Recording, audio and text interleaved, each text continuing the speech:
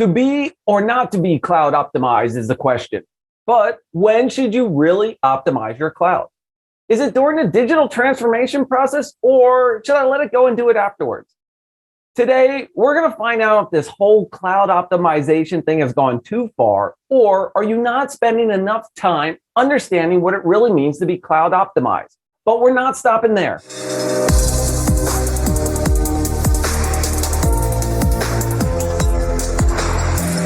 Welcome to the Daily Tech Show. I'm your host, John Myer, and today we're talking about cloud optimization with Rick, a principal product manager at Turbonomic.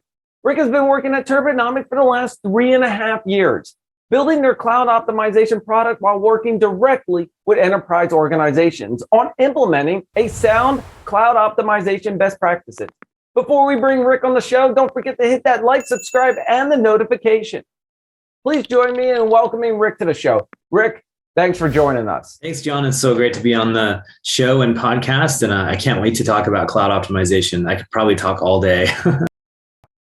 Well, I knew I picked the right person to talk about this based off of some of the other things we did. But before we get to our topic today, or your passionate topic, how about we give the audience just a little bit of background on yourself? Yeah, that sounds good. So yeah, like you mentioned, I've been with Turbo about 3.5 years now. Previous to Turbo, I worked at Microsoft in their internal IT organization for a little over 13 years. Kind of the last few years before leaving and coming to Turbo, I ran the cloud migration organization at Microsoft. And so it was an organization that deconstructed data centers and migrated all of the workloads and VMs and applications up to the cloud. Now, that was quite the journey. And it was back in 2013 when we were getting mandated to move everything to public cloud. Of course, because Microsoft has to run their own internal IT on public cloud to have proof points for why you can do it. And so back then it was really difficult because there was only like 4 VM sizes you could even choose from. So very few things even fit in public cloud. But as we were going through that journey and using sort of lift and shift, what we called best practices at the time, we were going through and moving a lot of these workloads that I had built previously in my career. And so I knew they weren't being used because those teams had been disbanded or the apps didn't really function anymore or whatnot. And so I came up with this idea to build a reporting solution that would expose unutilized or improperly sized workloads as we migrated them to cloud. And I had some really great leadership and sponsorship in the IT organization at Microsoft that sort of let us have at it. And so we had built this product internal to Microsoft called Arrow. It was called the Azure Resource Optimization Dashboard. And it had a bunch of sizing recommendations in it and everything. And that took off because as soon as we plugged in the data sets and the analytics, we exposed, I probably shouldn't say numbers publicly, but many other companies' sizes worth of wasted spend. And going through that and working with each of the different business units to work on what it looks like to engage on proper cloud best practices, and each business unit needing to apply them in a different fashion. So going around each business unit, working directly with them on how to apply it was actually harder than building the analytics and building the tooling, although that can be equally difficult. So that sort of lit a fire in me. And I'm like, oh my gosh, this is not a Microsoft problem. This is an industry-wide problem. Microsoft might have hit it a little early because the cloud migration was back in 2013. The optimization solution we were solving in 2016, but I got so excited about it because not only was it like responsible usage of resources, it was making sure we're not wasting our precious planet on unneeded servers sitting there idling away in data centers and cloud environments. It was the proper application of IT principles of not being wasteful, right? And these sorts of things like just all came together. So that's when I was like, well, I started working with the Azure Advisor team. I started working with Azure product teams quite a lot to share what we had learned on how to manage these things. And that's when I decided to go and branch out and find one of the startups that was doing cloud optimization the most effectively, had the best underlying engine. And I found Turbo, and Turbo was a great fit because the engine was and it capable of scaling up to millions of decisions and actions per every 10 minutes. And I'm like, okay, I can work with this. So I reached out to Turbo and they're like, yeah, we'll have you on board. It was an easy fit. And I've been here ever since, having a heck of a time. It's been very cool because I've been able to talk to countless Fortune 500 enterprises and talk to them about, well, typically you do this, and here's the gotchas. And it's been really fun because each organization that sort of has the light bulb moment on how to run these cloud environments more optimally has so much more success in the cloud. They have so much more outcome and business value from a cloud environment. And the organizations that have a struggle, they sit there and they're like, oh, we stalled out at 30% of our cloud migration. Oh, the economics don't work. Cloud is more expensive. And the funny thing is, they're not wrong. The cloud can be more expensive if you just lift and shift and cram stuff in there without using a lot of cultural muscle on accountability, responsibility, scaling, these concepts, right? So it's just really interesting. I've had a heck of a time continuing to learn from my enterprise customers and friends and coworkers, but also to have an opportunity to educate as well. Wow, Rick, that's actually a really interesting and a unique background to bring optimization, which really is our whole topic for today. So I was going to ask you, and I can feel your passion about cloud optimization. Is cloud optimization just meant for the public cloud? Because there's all those private clouds out there as well. So what's your feeling on this? Yeah, it applies anywhere, really. Turbonomic has been doing optimization and essentially IT infrastructure management for over a decade. It really did start in the on-prem sort of estate, whether that's, I mean, if you want to term it private cloud, if it's an official private cloud offering, or if it's something like a well-managed data center or set of data centers that you sort of have a strong ops team on top of. The ability to run an environment efficiently is sort of irrespective of location. Public cloud changes the dynamics a fair amount because you're billed by the minute. So if you're if you're idle and if you're largely wasteful, you're paying by the minute to be so. Whereas in a private cloud estate, that's a sunk cost, CapEx cost. Now, there are some private cloud solutions that are more OpEx focused or attempt to be OpEx focused. The more OpEx we get, the more it is a monthly payment system, we get closer to being able to run and manage that monthly bill in a more effective manner. So, Rick, kind of going off of it, and we talked about optimization, and the first thing that people think of, or at least I think of with cloud optimization, is cost. I need to be more efficient in my cloud spend because, let's face it, everybody wants to move and utilize a cloud, but they aren't sure how to use it efficiently. Is cloud optimization just about cost? I mean, give us some of the benefits of, optimizing your cloud if it's around cost, or what other factors should we take into consideration? Yeah, that's a big one because there's a lot of companies I talk to where they engage with us because they want to lower their bill. And that's admirable. You want to lower your bill. Now, who are we talking to? Are we talking to the finance group? Because that's their only focus, right? Lower the bill. It's very high. Is it the ops team who pays the bill? Is it the app team? Because the app teams are not going to reach out and say, I want to lower my bill. The app team's goals, if you look at, maybe our guests are work in app teams or have worked in app teams or been software developers previously. Your primary goal is to keep your application running, and your bonus rides on that. Mm-hmm. Your bonus rides on that application running really well. So if you come at it with a conversation with a FinOps team or the finance team, and you're like, let's lower the bill, the app teams are going to be adversarial. They're not going to be terribly interested in lowering their bill. They're interested in providing a service, an application, a business plan, a model, a capability, a technology front, right? That solves a business problem. So how do you talk about optimization when there's divergent goals in an organization like that? How do you bring them together? Because the application team has to trust that if you're going to do some optimization things, it's not going to hurt the application's performance. But I would go even one step more than that. Your optimization actually has to put the performance and the application's health first, not second. So in a priority order of like what this business runs and achieves and delivers, it's first these applications. That is the whole reason we have all of our software engineers, our test automation, our CI/CD pipelines. It's to deliver applications to the industry, to the business, to our employees, to our customers, to everybody. So that has to be the ultimate, above all else, do no harm, optimize for performance. It just so happens you can do that without throwing a bunch of money away. Like Corey Quinn has a hilarious GIF he uses at least once a month on Twitter of somebody shoveling money into a furnace.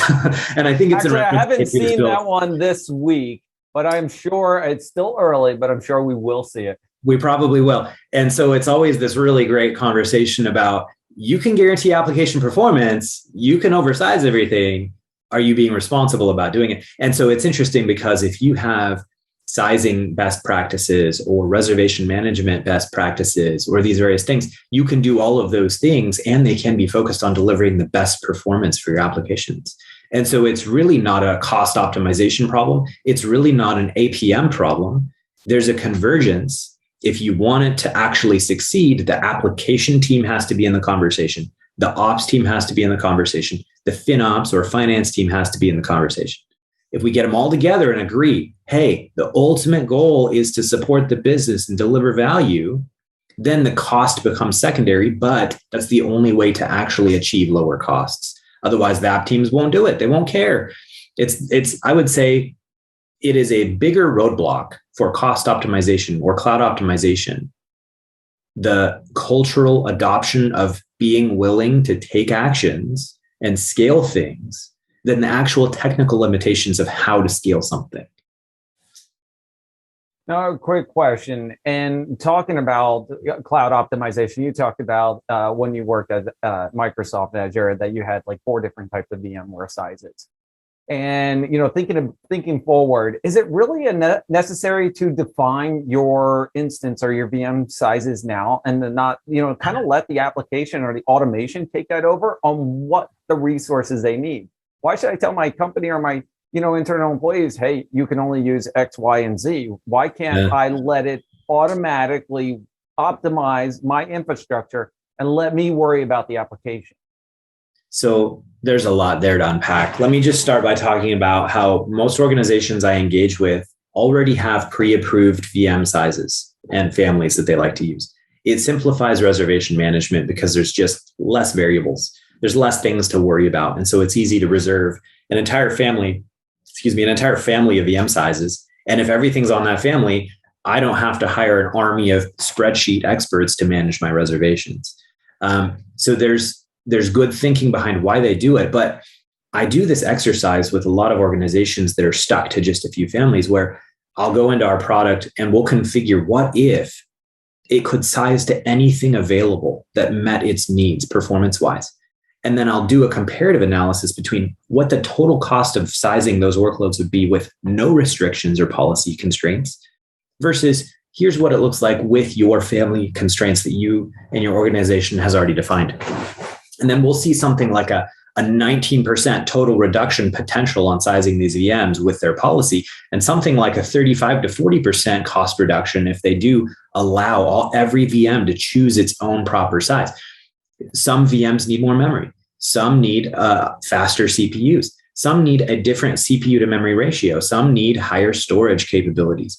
Every one of these families has some reason why AWS or Azure decided they needed a whole new family to serve that need, meaning it's a really good fit for something you're most likely running in your environment. So let's go take advantage of it. Each time we find a better fit, we save money and increase performance.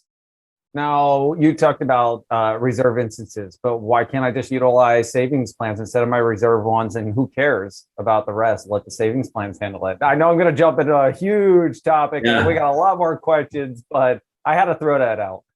Absolutely. So savings plans are awesome. And I'm so glad that we're moving off of the reserved instance model. It was really silly that it generated an entire industry of experts that manage spreadsheets. That was a job I don't think anybody enjoyed.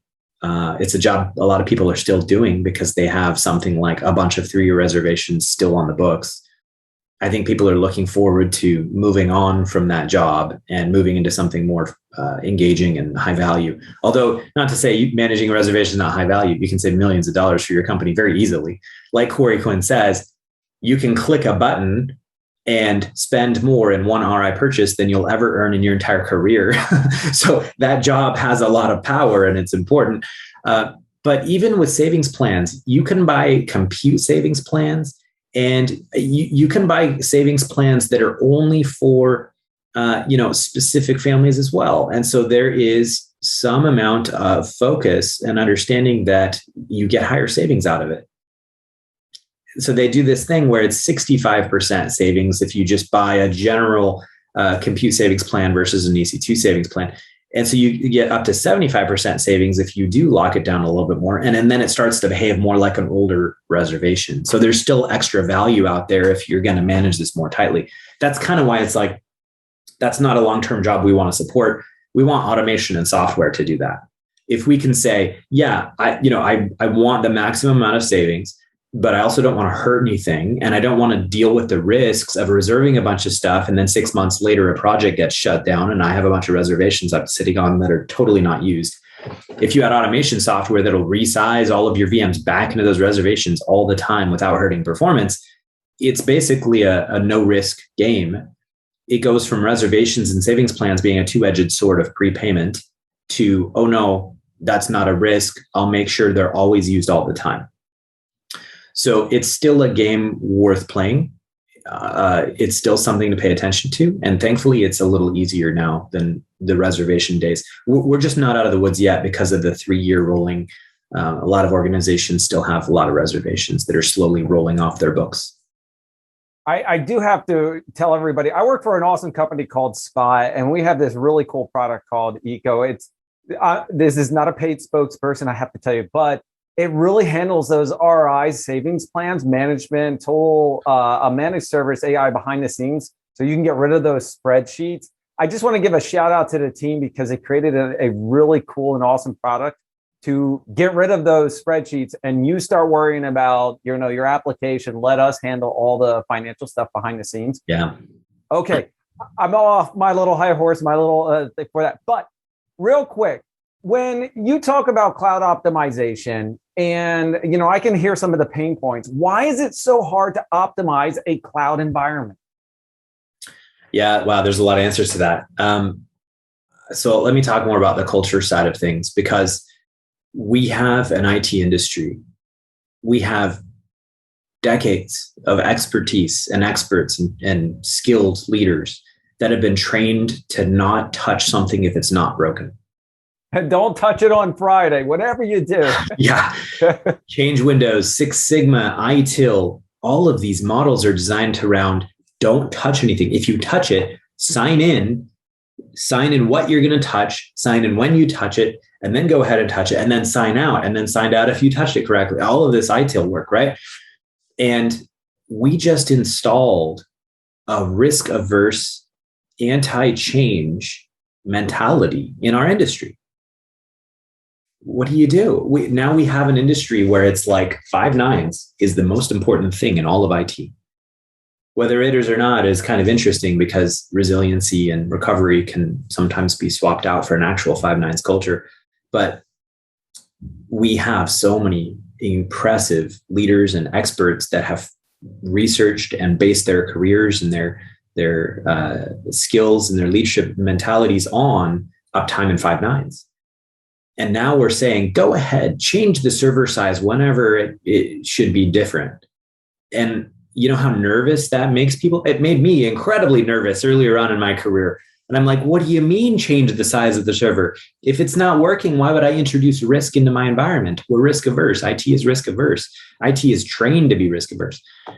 And so the cultural conversation, and one of the things that I coach some of our salespeople on in Turbo is, if they're willing to take an action in non-prod during a sales cycle, when they're taking a look at our product to see if they like the scale actions or the outcomes, if they're willing to try it out and actually scale a server, even if it's non-prod, then we've got a good customer or prospect. We're like, okay, they're culturally ready to consider what it might take to run a cloud environment with elasticity and scale. There's a lot of organizations I talk to where they're like, no, we don't touch prod. We just don't do it. And boom, right there, half of all of their infrastructure is untouchable. And by the way, running usually at an average of 6% CPU utilization. That's what we see. I see it on a daily basis. I see average CPU utilization around 6%. So, okay, you're paying for 94% of nothing. Cool. Are you willing to attack that or not? And then I would say the other side is, again, back to culture. The app team. Almost always optimization is the ops teams getting really interested in how to run their whole estate. And some organizations have decentralized and they don't have central op teams anymore. They have application ops or DevOps kind of models, which is really cool. They have a little bit more accountability, but most of those organizations, the transfer of the budget hasn't occurred. So those DevOps teams are responsible for the correct building and supporting of the app, but they don't pay for it yet.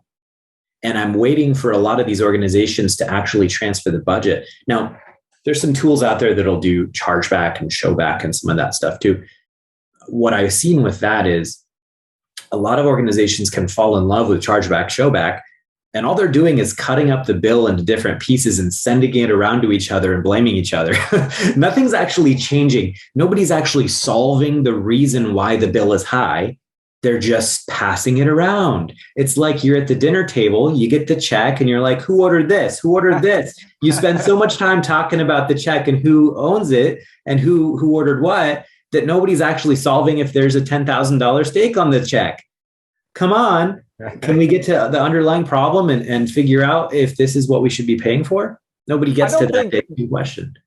Sorry to jump in, Rick, but when I think chargeback showback is, I don't know, really weird to me, because am I really sending the bill to this department, or am I just sending, hey, what did you spend, but we're still paying it? I don't know.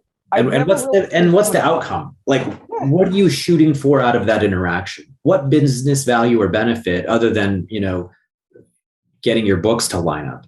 Yep. What value is that providing your IT organization? And that's why, I'll fully admit, this is kind of a product gap for my company and what we do. We don't do chargeback and showback. It's now the native cloud providers like Azure Cost Management and AWS's Cost Explorer, they are starting to do chargeback showback now because people demand it. It's such a huge in vogue thing to do right now. And we sort of avoided it because we're like, hey, look, cut up the bill all you want. We're an automation team.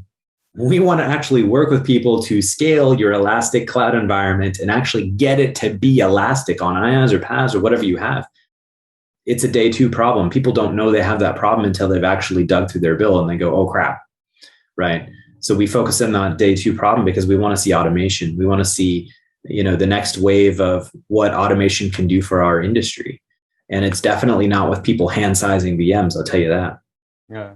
No, I mean, the chargeback showback and the AWS mention that you did for the chargeback showback, something's really interesting to me is because it works at, yes, I have to do it for individual account level. So if you're a main payer account and you said this account spent this much, but now if you want to get granular, it really all depends upon the tagging infrastructure. As simple as tagging is, that's really only the way you're going to get granular on the environment and be able to do that chargeback. And you're dependent on tag quality. You're dependent on hygiene. Yeah. And, I don't know whoever thought it was just this fantastic idea to literally use a plain text entry key value pair system to literally design your entire infrastructure and base on management off of it. Oh my gosh.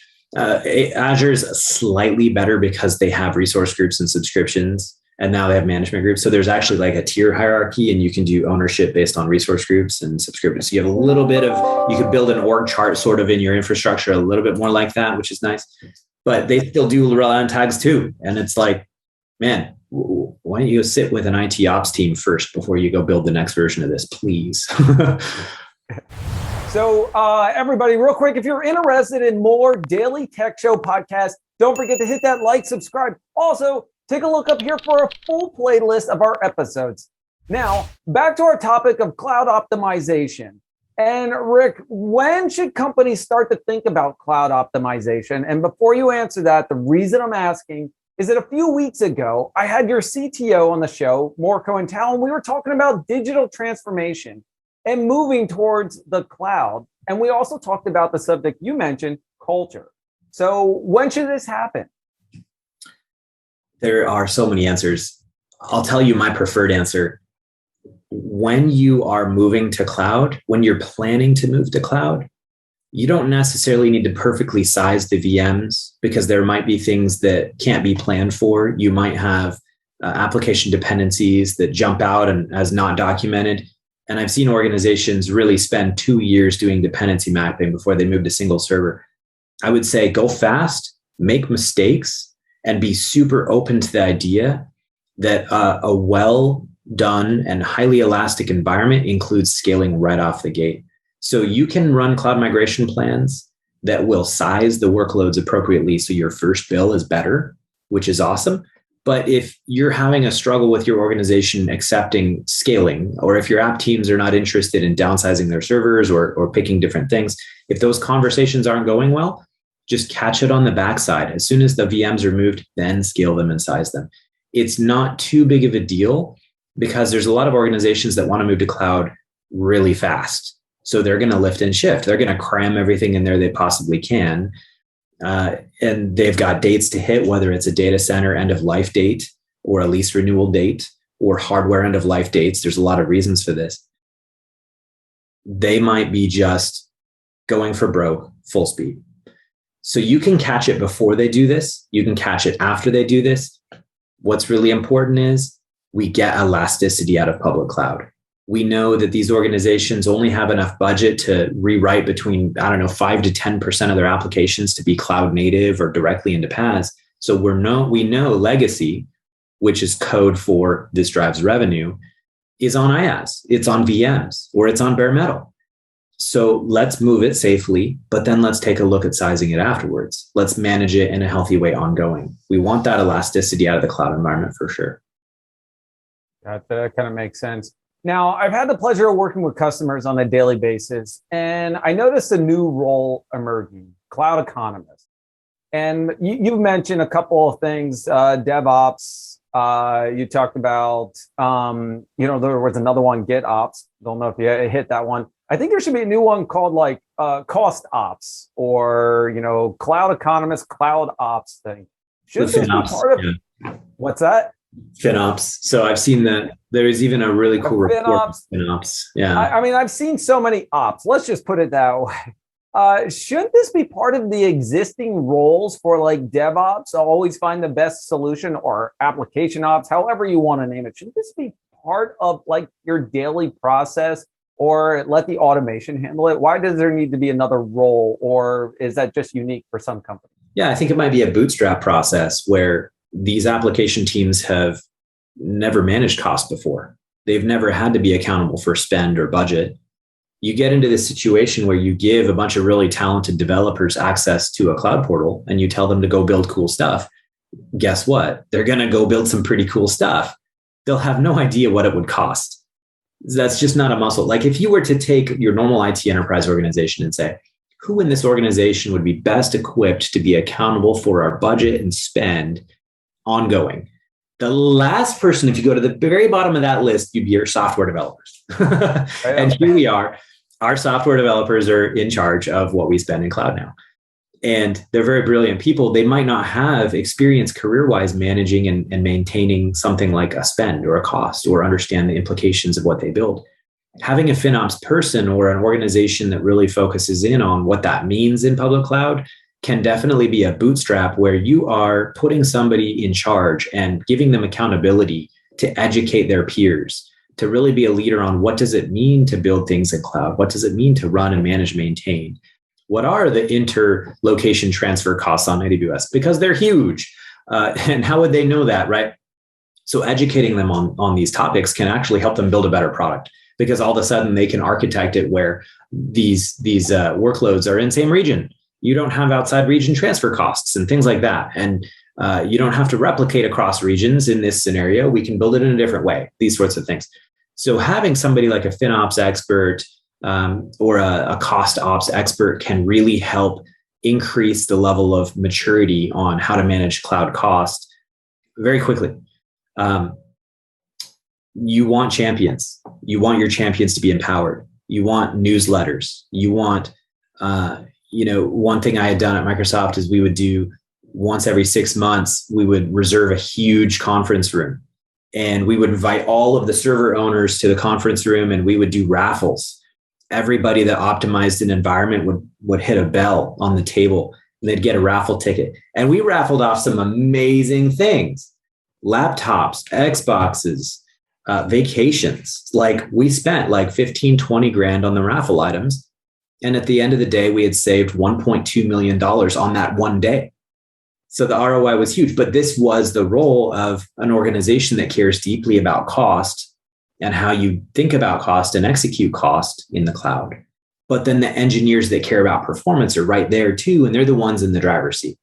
And so you incentivize and you build this culture, and having individual leaders and owners and people that can sort of educate and drive that culture change is awesome. I'm not, will it be long-term? I think the jury's still out. It'll be interesting to see if this FinOps or cost ops role continues. It might bake into the muscles that our engineering teams have. So I can see some making that jump right now. I can. I'm not sure if everybody will though. All right, everybody. 2 last questions for Rick before we play the T-Rex or Godzilla game, because we are going to get to that because I find that fun. So, no practicing beforehand. So Rick, real quick, one of my last questions, why has there not been a clear emerging leader of cloud optimization?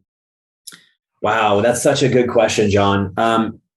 There are so many solutions to the cloud optimization problem, right? You can scale workloads. You can turn workloads off nights and weekends. You can do bill investigation and hire a contractor to literally give you insight into it. You can do reservation management. A lot of companies aren't ready for a lot of these approaches. And there's not really a winner that has come out and said, we do all of these. Well, I'll admit I'm trying to do that with Turbo. I do feel like we have a lot of these, but kind of like putting my Turbo hat aside, it's the culture and adoption where there's not clear leadership in the cloud optimization game that can answer all of these questions and provide the cultural support to do so. There's companies that are FinOps focused or cost focused that'll sit there and coach on Chargeback Showback. Are they actually solving the problem? In my opinion, no. And I think most of the industry is focused so much on the day one problem of cracking open my bill and figuring out who's accountable for it, that the accountable parties haven't gone and solved any of the problems yet. And so what I hope, and for my product, is to position it as the day two solution that's ongoing. It's automated. It takes care of itself, right? There's some organizations that build this stuff into DevOps and manage it themselves, but it's one app at a time. It's not scalable, right? So there really needs to be an emphasis and focus on the day two problem set, which, and then just a side note, not a lot of those sizing algorithm companies are accurate enough for automation. If you get one VM sizing wrong out of 100, you can throw your automation engine away right now because the amount of time and effort it takes to go investigate a performance issue or to resolve a major incident because you had an application failure because your sizing sucked means there's very few companies that get it so accurate that you could roll it out company-wide. So the day two problem is there. I think everybody's still kind of tunnel vision on the day one problem. The companies I work with, we work with them to grow their day two understanding of actually, let's go solve this problem. Let's go reduce our cloud bill, increase our applications performance, and grow our cloud footprint with healthy behavior and great culture. Nice. All right. So the last question to wrap it up, and this is going to be, really kind of a little bit in depth, is if you were to give the audience the top 4 ways to optimize their cloud environment, what would they be? Awesome. Yeah. So I would suspend my non-production workloads nights and weekends. Okay. So if your applications and development teams are working in a certain locale, like North America, Europe, wherever they are, you can schedule their environments to only be online when they're online. Just reschedule their daily builds to be the end of their workday. Then suspend the workload, the environment, that whole 8, 12, 16-hour time period when they're not working.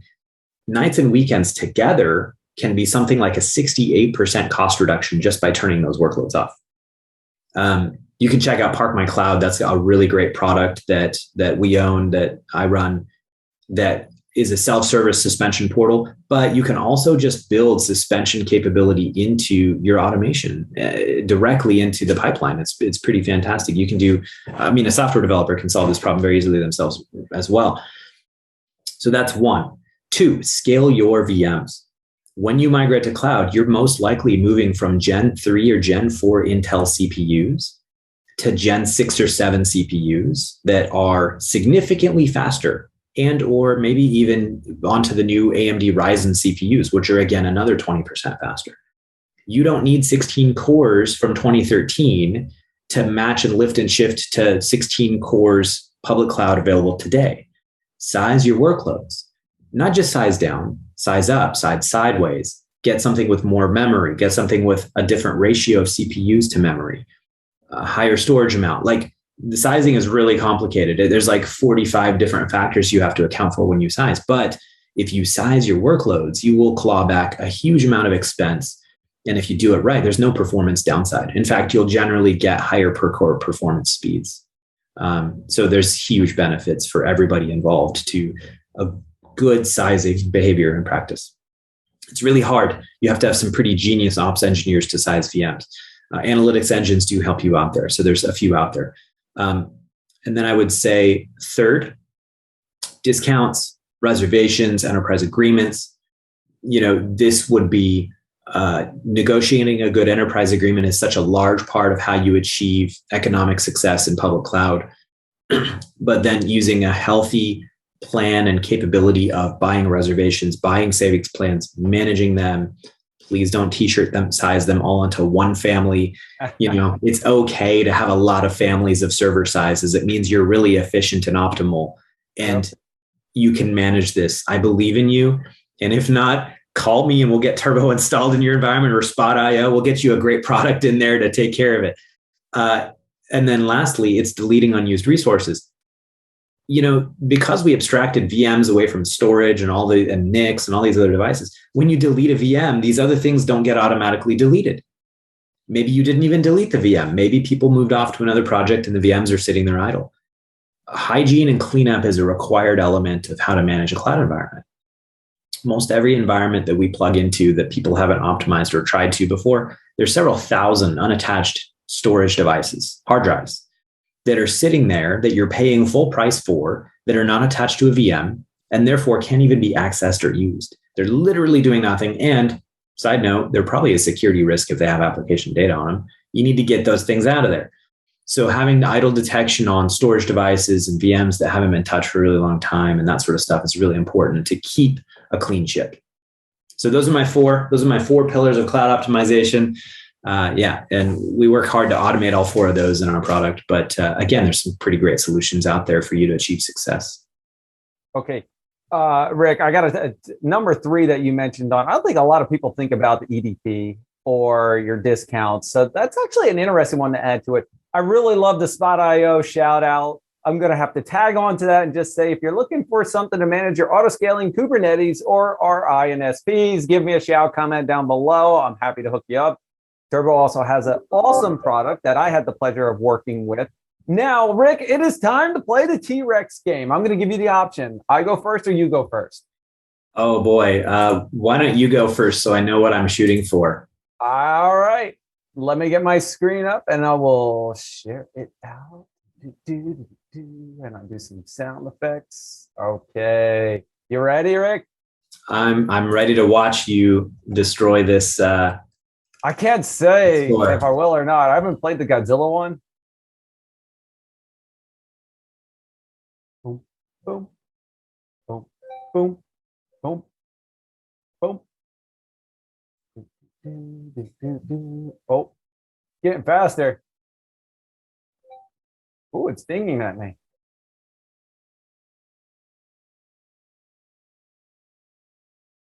Rick, you're not playing while I am, are you? Nope. I just got it up on my screen. I'm ready to take I can't see. I'm really concentrating. All right, you're past 400.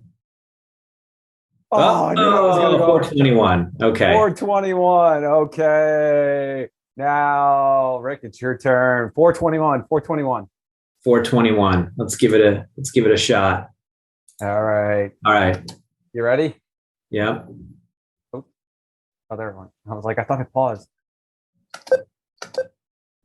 Oh, no, I'm so nervous because I just watched you. I won't talk.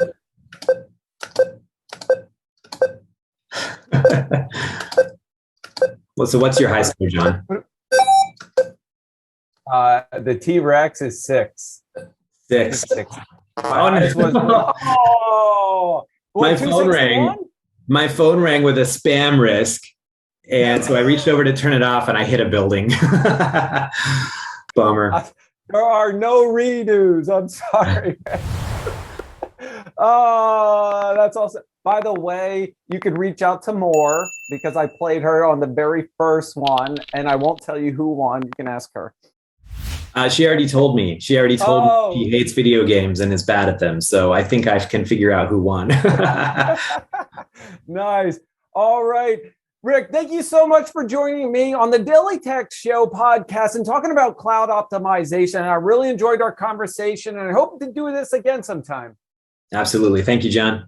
All right. Thank you, Rick. Have a good one.